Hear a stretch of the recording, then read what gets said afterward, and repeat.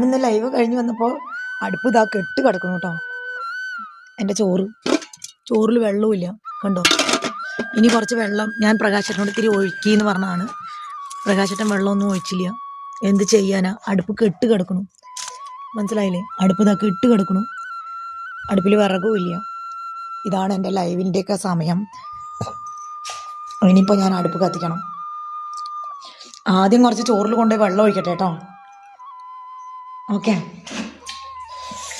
വെള്ളം കുറച്ച് മുക്കി ഒഴിച്ചാലാണ് ഇപ്പോൾ ചോറ് ശരിയാവുള്ളൂ. ഞാൻ പ്രകാശേട്ടനോട് കുറച്ച് ചോറിൽ വെള്ളം ഒഴിക്കുമെന്ന് പറഞ്ഞതാണ്.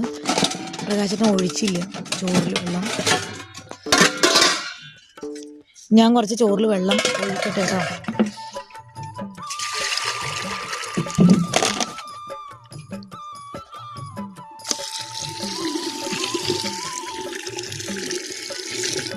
കുറച്ചും കൂടി ഒഴിക്കണം, കാരണം ആടിന് കൊടുക്കാനുള്ളതാണ്.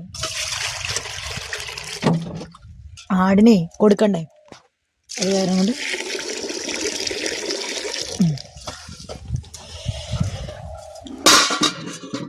ഇനി അതൊന്നും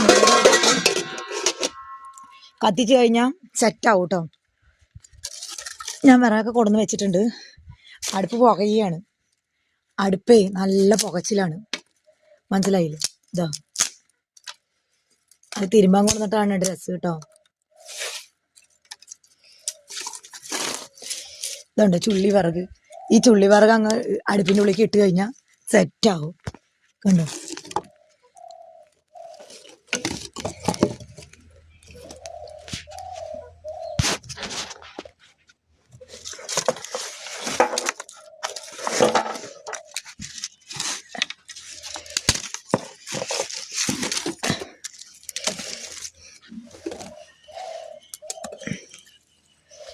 ലൈവ് കഴിഞ്ഞ് വന്നപ്പോഴേ എൻ്റെ ചോറിൻ്റെ അവസ്ഥ ഇതാ.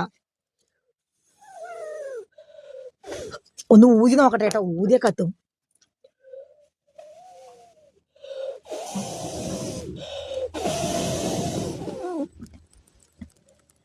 അങ്ങനെ അടുപ്പ് കത്തി.